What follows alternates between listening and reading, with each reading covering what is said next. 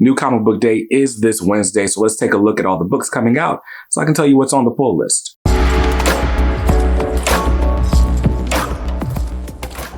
Welcome back to Comics Are Dope. I'm BJ Kicks, and this is the pull list. It's my weekly video series where I tell you of the books coming out on this week's release calendar, which ones are definitely on the pull list, what's on the chopping block, and some other books that are on my radar that I haven't quite made a decision about. Now, I like to start these lists off with the book I'm most excited about. But first, huge shout out to any of you who were at North Carolina Comic Con this weekend in Durham. I got to attend Saturday and I brought my oldest daughter, which is always fun. I got to meet Rob Venditti, had a cool moment with Tommy Lee Edwards. Afua Richardson and I had a fun conversation and a really awesome moment with Rico Renzi. So all of that is going to be in my North Carolina Comic Con recap video coming later this week. And I guess this was just a teaser, but I just wanted to say huge shout out to anybody who came up to me, took a picture, had some fun. Had a fun conversation. Shout out to you, Dave, specifically, someone who's been in the Comics Are Dope community for a long time. It was awesome to meet him in person. But anyway, all that to say, I had a good time. Look out for that recap. But now let's look forward to this week's New Comic Book Day, Wednesday, November the 8th. There are a lot of good books coming out. Some that I'm really, really excited about. Some I'm just kind of intrigued by. But the book that's at the top of my reading pile this week will be Icon vs. Hardware, issue number 5 from DC Comics and Milestone Media, written by Reginald Hudlin and Leon Chills with art by Dennis Cowan and Yasmin Flores Montanez. Now, if you hadn't been following the series, basically Hardware, Curtis Metcalf was trying to figure out, how he could maybe make himself a little bit less visible since people were blaming him for the Big Bang. He realizes that Icon's got all this alien technology, so he goes to try to steal some alien technology and stumbles upon Benjamin Banneker's time machine. And of course, time travel shenanigans ensue. And we've had like the sort of confrontation of Icon being like, yo, you can't just be going back in time and doing stuff. And Hardware kind of realizes the error of his ways and just conveniently in time for them to have to fight together against a common enemy.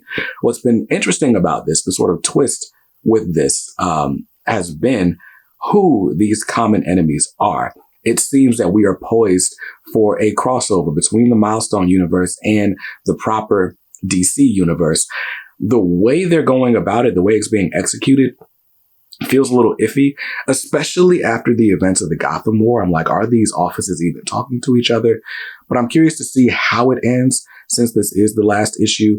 This series has kind of been plagued by delays, but I'm excited to see it finally, reach its conclusion. And hopefully it's a good one, because I gotta be honest, this has not been my favorite of the Milestone Returns stuff so far. But Icon vs. Hardware number 5 has got a cover price of $4.99. I'm grabbing cover A. And since Milestone is sort of an offshoot of DC, we'll continue with the DC comics on the pull list this week, starting with Batman issue 139. Speaking of the Gotham War, which just wrapped up last week, we've now going back to Chip Zdarsky and Jorge Jimenez's Batman title. One of the things that sort of came out during the Gotham War is that the Three Jokers is now canon, although I thought it was canon the whole time, like it started out as an idea in canon. And then I guess the Three Jokers series seemed to be out of continuity, but now they have firmly established that in the main DC universe where Batman takes place every month, there are Three Jokers. And speaking of Three Jokers, we're getting a mashup of Batman and at least one Joker, because this is the start of a brand new story arc called Mind Bomb. So Mind Bomb Part 1 is Batman versus the Joker. I'm always down for a Batman versus Joker story. I feel like I kind of liked that the Joker was off the table for a little bit. So we'll see. We'll see how Chip Zdarsky does. But Batman versus the Joker in Batman issue 139 is out this week with a cover price of $4.99. I'm grabbing cover A. And the last book on the DC Comics pull list this week is SHAZAM, issue number 5. I said it like it was going to trigger your Alexa or something. But SHAZAM issue number 5, written by Mark Waid with art by Dan Mora. It's a treat to look at. It's a very fun book. But basically, the other gods are kind of jealous of SHAZAM and his abilities. They've been trying to sort of corrupt him in a way. And if they can't get to him through Billy Batson, they're trying to get through some of the other members of the SHAZAM family. It's been a very, very interesting book. And we should have like a sort of, I don't know if it'll be the final showdown because, 6-issue story arcs, but we'll have a pretty good showdown in this issue. And I'm excited to see it. Cover price on this is $3.99. I'm grabbing cover A. So that's it for the DC Comics on the pull list. As long as I stick to the list, those will cost me $14 this week. Not bad. Not bad. Now let's move over to the House of Ideas. At Marvel Comics, we've got quite a few books on the list, starting with The Amazing Spider-Man issue number 37. Now, have been watching the channel, I was pretty critical of issue 36. Issues, 30 through 35 were this amazing story arc with Kraven the Hunter and Spider-Man kind of going dark because of the Green Goblin and all that. And had a pretty interesting ending in issue 35. But then issue 36 felt like a super random Wreck Rat and Peter Parker team up where there could have been like some sort of fallout, but we didn't get that. We are in the lead up to the gang war, which I believe starts in like 2 more issues. So let's just enjoy this Ed McGuinness arc for what it is. And that's just going to be good, clean fun with Wreck Rat, who is an enjoyable character. I just wish this cover was the cover to the last issue so I knew what to expect. But hey, fun enough story. Cover price on this one is $4.99, which I feel like is $1 too much for this book, but whatever. I'm grabbing cover A. And the next book on the Marvel pull list this week from Jonathan Hickman and Valerio Schiti is Gods, issue number 2. Now, Gods is like Hickman's newest, latest, big, epic Marvel thing, dealing with basically the magical and mystical side of the Marvel universe. We've got this guy, Wynn, who to me just sort of feels like Doctor Strange. I saw another reviewer, Comic Pop, was like, this dude's like a perfect amalgamation of like Doctor Strange and Constantine. I don't read either of those books, so couldn't tell you if that's accurate, but it feels fairly accurate from what I know of them. But anyway, he is sort of the avatar of the powers that be. And he's married to an avatar of the natural order of things. I might have that mixed up, but we got, classic, was it Hatfields and McCoys? We got the whole Romeo and Juliet type thing, forbidden love going on. But the stakes are so high. There's like all these world ending events. We had a bunch of Avengers involved in the last issue, and he just kind of saved the day fairly easily with some magic and spells and stuff like that. Anyway, all that to say, we sort of had a bunch of setup. The last issue was really long. It was double sized or whatever. But also there's just a lot of exposition kind of setting up the world that we're in. The way I digested it is, okay, this dude's basically going rogue from his agency. So is his wife. And we're going to have to figure out like the sort of Mr. and Mrs. Smith of it all. And we get to see more like magic and understanding how that side of the Marvel Universe works. I'm completely out of my wheelhouse with this title, but issue 1 hooked me enough that I'm going to take a look at issue 2 as well. Thanks to my man Bunkmaster B for even grabbing issue 1 for me. Cover price on this one is $4.99. I'm grabbing cover A. And the next book on the DC Comics pull list is X-Force, issue number 46. Now, if you've been following X-Force ever since the Dawn of X started, 3 years ago, almost 4? That's crazy.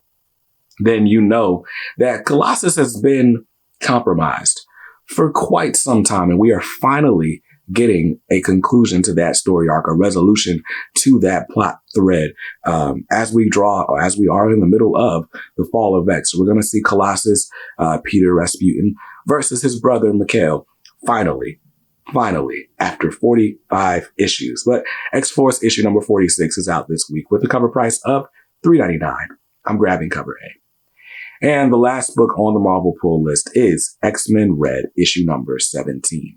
So X-Men Red, basically the book following Storm and all of her adventures or misadventures in Arakko. Of course, Storm and Magneto has sort of left to kind of govern Arakko. But then after the events of Judgment Day, let's just say Arakko wasn't in the greatest situation. And now I forgot the lady's name.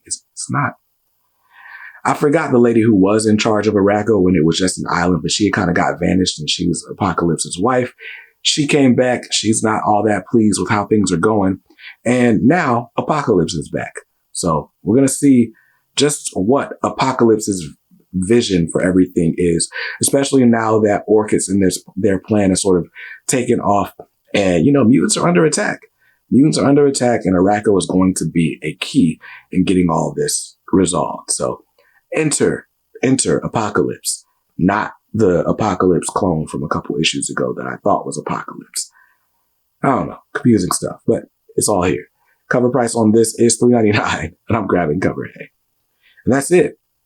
That's the last Marvel book on the pull list. So if I stick to the list, those will cost me $18 this week. Not a bad week, but let's skip on over to the indies, where the first book on the pull list is from Dynamite Entertainment. This is Nega Duck, issue number 3.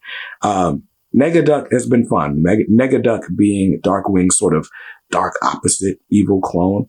Is he a clone? How does Nega Duck come to existence? I need to find that out. But anyway, we've been seeing Nega Duck trying to prove himself as the world's greatest villain. It sent him on a bunch of quests and misadventures, and I don't remember the substance of issue 2, though I definitely read it. It was fun while I read it, though.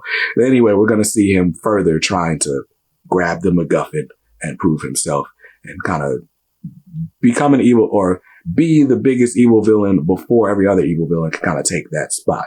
That's basically what this whole series has been about. I have enjoyed the artwork and just the overall feeling. All of these Dynamite Duckverse books feel like themselves, between Darkwing and now Nega Duck. And then next month we're getting Justice Ducks, which is exciting. I just need a DuckTales book to round it out, I guess. But anyway, I'm loving this. Cover price on this is $3.99, and I am grabbing this cover. I believe this is the cover A. It is clearly an homage to the Detective Comics run, the Peter Tomasi Detective Comics. I don't remember which cover that is, but it's like Batman swimming. Anyway, it's Nega Duck in the same pose, and I like that cover, so I'm grabbing that one. Cover price on it is $3.99.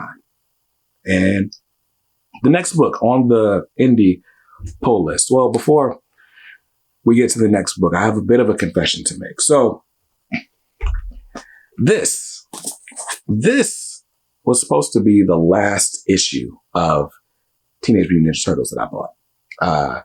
It's a great cover. I don't even know who does this cover. Oh, Gavin Guidry does this cover. And I like it. I like this cover a lot. So I grabbed it because it's Raphael taking a mugshot. Anyway. So with that issue, I was supposed to stop pulling Teenage Mutant Ninja Turtles. Problem is, my LCS didn't get the memo because I forgot to send it to them. So when I went to the shop to pick up a bunch of stuff that I had been piling up in the pull box, I found these. Issues 142, 143, and 144 that I do not regret purchasing because those covers are awesome. These by Gavin Smith covers. Oh, and this is a Gavin Smith cover, not a Gavin Guidry cover. So I love these Gavin Smith covers. I think he's doing interior art as well.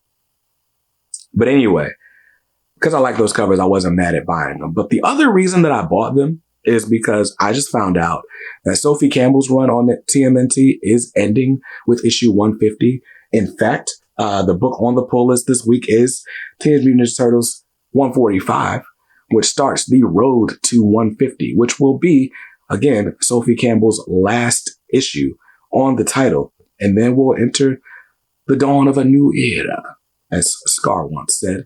And I couldn't resist the idea of having a full Sophie Campbell run on TMNT, because my run actually starts with issue 101, which was her first issue on the title, or as the main writer and artist. And now I'll have all 50. And then everything before issue 101, I have in hardcover. So I couldn't resist being able to have a full run of Ninja Turtles. So it's on the pull list. Road to 150 starts here. Cover price is $3.99. I'm grabbing cover A. And that's it for the indie books on the pull list. Those are going to cost me $8 this week for a grand total of $40. Not bad. $40. No, it's not bad at all. I'm excited about it. Now, let's talk about the books that are on the radar, books that I would possibly be interested in, starting with Acolyte, issue number 2 from Concrete Comics. You might remember issue 1 was on the pull list last month, but my Comic Hub account has some kind of issue where they're not getting my pre-orders. So I didn't get issue 1, and I'm likely not getting issue 2 until we get this rectified with Comic Hub. So it's on the radar, but it's not a book that I'm expecting to see in the shop on Wednesday. But the cover price on it is $3.99. So grab it if you're interested. The next one on my radar is Count Dante, issue number 5. You might remember Count Dante issue number 4 was on the pull list last week. They've been doing some weird stuff with the release dates. For example, issue number 5 in previews, in the Diamond previews, says that it came out 2 weeks ago, but in Lunar preview says it comes out this week, which is really weird considering issue 4 just supposedly came out last week. I don't know. I haven't even been to the shop since last week to confirm that issue 4 was out. So I don't know what's going on with the release dates to Count Dante, but it is on the list. And if it comes out, it'll be in my grand total, but I don't know. $4.99 for that one. Next up is a book that I did shout out last week, but also the release date got moved around. So Empath number 1 from Black Box Comics, I believe, written by my man Brian Hawkins. I got to read a preview of issue 1. It's a great book, a great premise. Basically, this dude, he's, you know, a typical vigilante dude, but his superpower, if you would call it that, is that he's super empathetic. He can like see people's trauma and their motivations. He basically can see their thoughts in a moment of action. And he kind of puts that on and uses that to govern how he deals out his justice. I liked it. I liked issue 1, so it's on my radar. You should be grabbing it too. Next up, here comes Calico issue number 7, getting its direct market release this week. I already have it in singles because I get advanced previews of Sigma Comic stuff. It's still good. It's still this dude fighting for justice. A little brutal, a little adult, in my opinion. But if you like The Punisher, then you probably will like this book. Cover price on that is just $2.99, which is, that's dope. Any book for $2.99 is worth grabbing, in my opinion. But yeah, that's cover A. And the next book on the radar, there's a lot of stuff on the radar. There's a new Image title coming out this week, and it's called Petrol Head, issue number 1. When I read the pitch, it kind of sounded like Cars to me. And so that's why I wanted to grab it. It's like a wacky racer type setup, if I remember correctly. I don't know. It should be there as a new Image number 1. You should be able to find it at your shop. Cover price on it is $4.99 though, so be on the lookout. And the last book that is on the radar this week for me, from David Pepose, is The Punisher, issue number 1. Can't even lie. I didn't even know that Jason Aaron's Punisher run had ended already. The whole Frank Castle joins the Hand stuff. I was following it for as long as I was waiting for it to cross over with Daredevil. And then I kind of dropped it all because it was a little bit dark for me. I also went back and tried to read some of Garth Ennis's Punisher, and that was also dark. And just, dark isn't the word. It was like immature, like, I don't know. It wasn't my thing. So much so that I actually sold the omnibus. It's one of the few omnis that I've actually sold out of my collection. So I'm thinking maybe the Punisher isn't the character for me. But David Pepose on Twitter just said, I just saw the tweet. If I can find it. Where'd it go? But anyway, he was basically saying, like, if you like John Wick, or I forget the other title that he named, then you'll probably want to check out his Punisher run. And I mean, John Wick was pretty cool. So I'm probably going to skip out on it, especially since the cover price on it is $5.99. But if you're a Punisher fan, make sure that new number 1 is on your radar. So that is it. That's all the books that I plan on buying. That's all the books that I'm looking at like, maybe I'll pick that up too. There's some extra funds involved. Speaking of extra funds, huge thanks to the channel family who make all the content on this channel and everything that I pick up on my pull list possible. You guys are the real MVPs. I appreciate you. And yeah, that's going to do it for me. Let me know what you're most excited to read this week in the comments down below. And I'll see you guys in another video real soon. Till then, stay safe, stay awesome, and read something dope today. Peace.